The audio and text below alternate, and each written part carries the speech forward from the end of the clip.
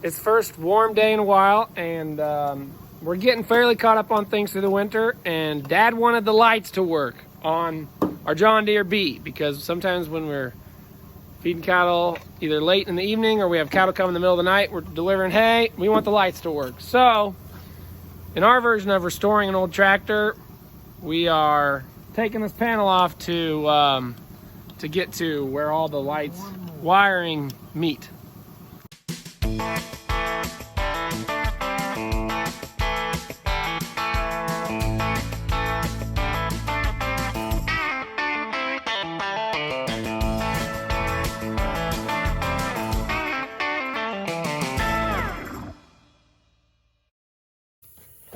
There's some faulty wiring, and also this light was broken off, but there's some faulty wiring, and so we used kind of a jumper wire here to run the power direct from the battery to make both of these lights work.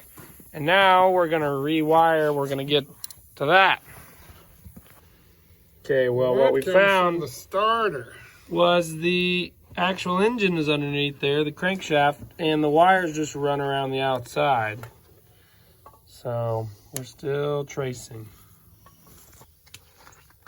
The kitties have, of course, wanted in on the action. Wow. Speaking of cattle showing up, we got a group coming in just now. They were supposed to come in last night, but something must have delayed them. So there's the pen they're going to. We already had the hay pitched in it. Okay, there they are lining up for hay. There's a few second calves in there that are heifers, plus some weaned ones. They're actually from two sale barns, Coffeyville and El Dorado. We told them we did not want a full pot load when it was so cold. Let's go this way. And but he started buying, he got 15 in one sale and they were all too high. So then he just added 15 to the sale down the road that's just on the route to our house. The trucker said we got more snow up here than they had down there, which makes sense because it's about an hour and a half south. Okay, we've got a wired direct from the battery and the back still isn't working, so we still got another problem. Okay, we reused the same switch, the switch right here, and we found out that if we run a new positive and we attach to this, when we flip that switch, it runs. Now we're gonna pass it through. Here we go.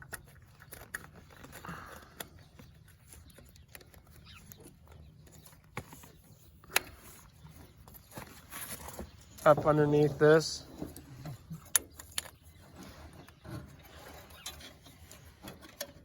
Okay, watch this. Oh, it's not. Let there be light. We got a light. Look at that. Well, we made a little bit of a mess, but we got it. Okay, now the thing becomes trying to put it all back together.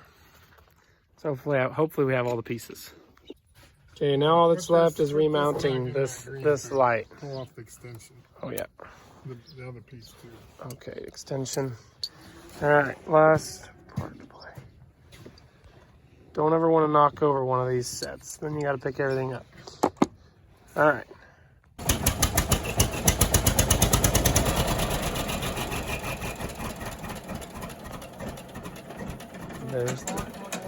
There's the purr.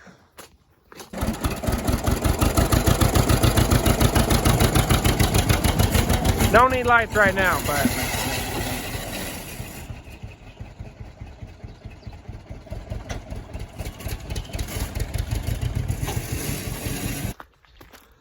okay, so Dad just welded that light onto the tractor. I'm heading in for lunch, and I have a wedding to go to this evening, so I'm not gonna have a whole lot left of my work day after lunch. There you can see the cattle kind of rubbing on that oiler I just put in here. I actually just moved it from one pin to another pin so that all the cattle get distributed onto it. It helps, the liquid that's in there helps control lice and and like kind of flies, but not during this time of year. And also kind of anything that's bothering their skin. Reasons that they would rub, and we don't want them to rub their hair off. So if they use this, then it keeps their hide in a lot better condition, keeps them overall healthier. And there's over 100 head in the pen. I didn't take any risks with leaving the gate open. I closed it while I was in here. Never like to see animals running towards an open gate, you know. They always find the openings.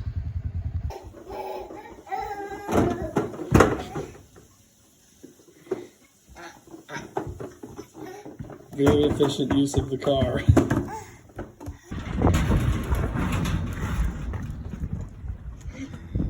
All right, Nathan and Dad, what did we just do? Bought ourselves a new to us combine. Hey, now we gotta get hauled home. That was fun. Lots of things to discuss now. We're talking about, but then you would be max full. Trucking and grain capacity, Right? And that's what we've done header sometimes. trailers, and how to get a hold of a draper head, and lots of decisions to make. Remember when I showed you Dad and I fixing the lights on the bee? Well, it's for nights like this that we did it. We got light, put the tractor on, or I have to hang a flashlight or something.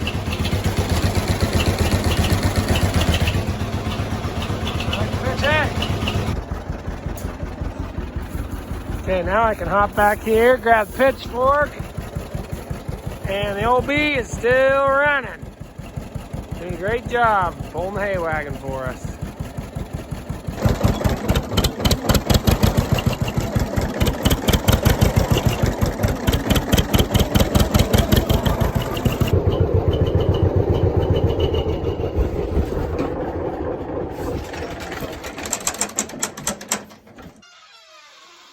Okay, two things about getting cattle in the middle of the night.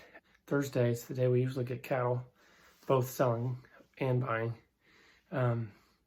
is also trash day. And let me tell you what, if it's not a sale day, I never remember to take the trash out. Or if we don't get any cattle or sell any cattle, I never remember to take the trash. But I remember the trash today, and I think there's 40 head coming, so I got hay out for them. And I'll be expecting a phone call whenever the trucker gets off the interstate. And Crosby will be happy for the attention in the middle of the night. How did you manage to do that, buddy? You to call before you dig. Okay, I gotta say Face something. plates Oh, on switches and outlets. it's an And don't 811 use damaged commercial. Electrical cord.